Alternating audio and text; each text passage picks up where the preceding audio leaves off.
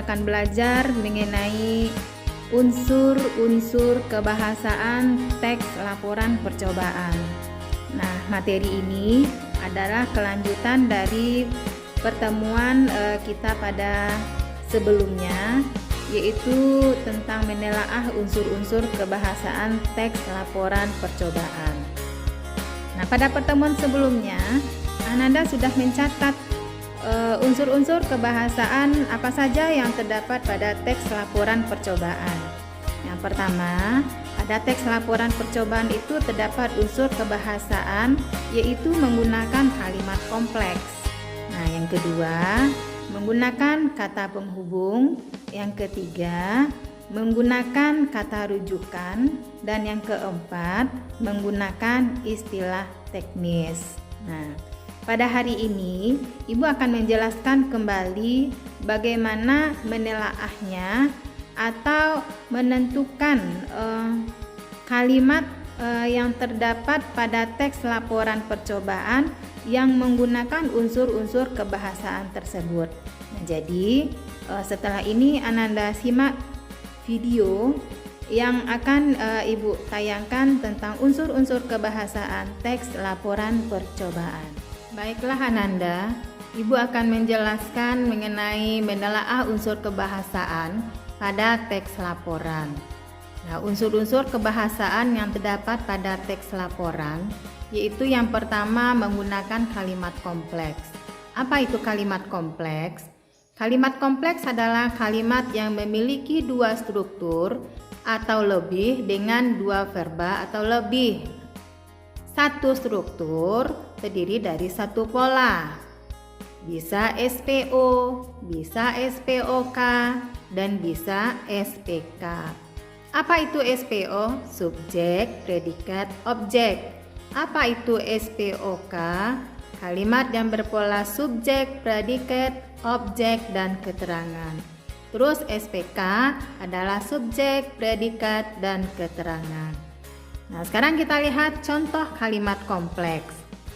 Contoh kalimat kompleks yang terdapat pada teks laporan salah satunya adalah makanan merupakan kebutuhan sehari-hari dan kebutuhan mutlak yang wajib dipenuhi bagi setiap makhluk hidup. Nah, di sana terdapat kalimat yang terdiri dari dua pola.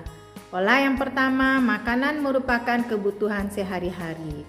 Pola yang kedua, kebutuhan mutlak yang wajib dipenuhi bagi setiap makhluk hidup. Nah, pada kalimat kompleks tersebut, di sana Ibu lingkari dua buah verba. Itu ada kata merupakan dan kata dipenuhi. Nah, jadi pada kalimat tersebut terdapat dua buah verba atau dua buah kata kerja. Nah, sekarang kita lihat unsur kebahasaan yang kedua, yaitu menggunakan kata penghubung. Apa itu kata penghubung? Yaitu kata yang menghubungkan antar kata, antar frasa, antar klausa, atau antar kalimat. Sekarang Ananda perhatikan contoh kalimatnya.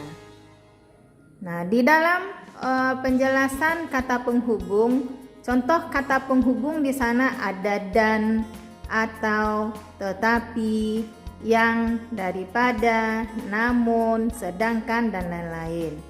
Nah, kalau contoh kalimatnya di dalam teks laporan, cara kimiawi dilakukan oleh enzim pencernaan dan diproses di dalam mulut dan lambung.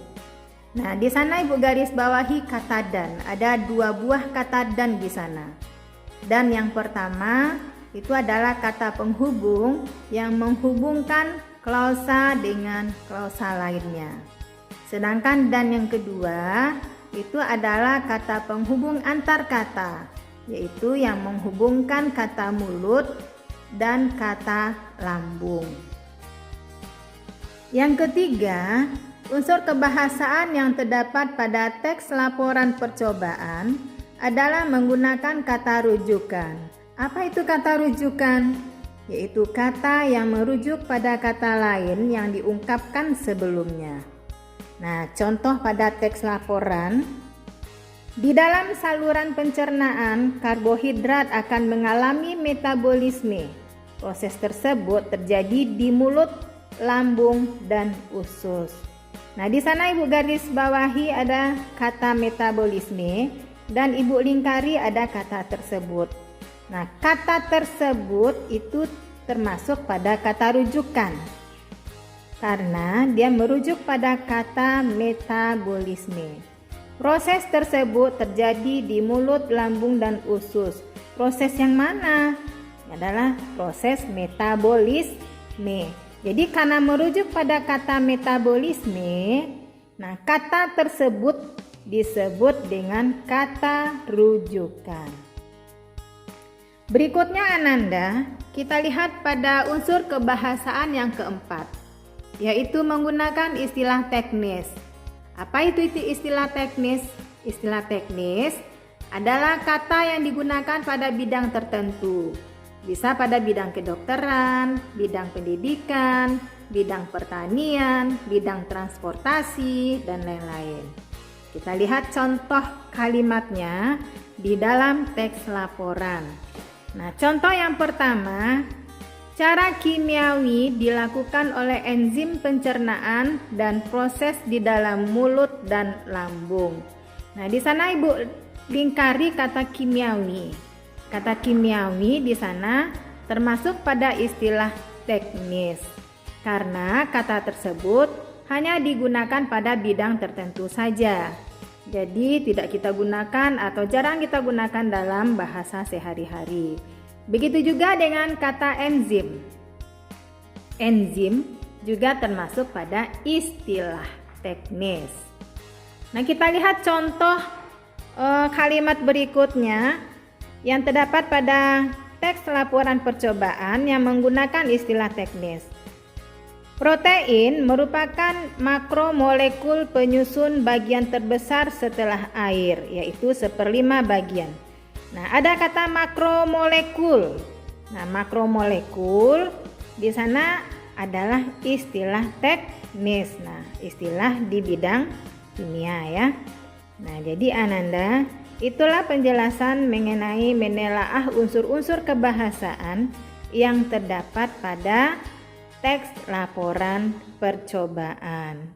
Nah, Ananda dapat mengerjakan latihan berikutnya di dalam menelaah unsur-unsur kebahasaan ini.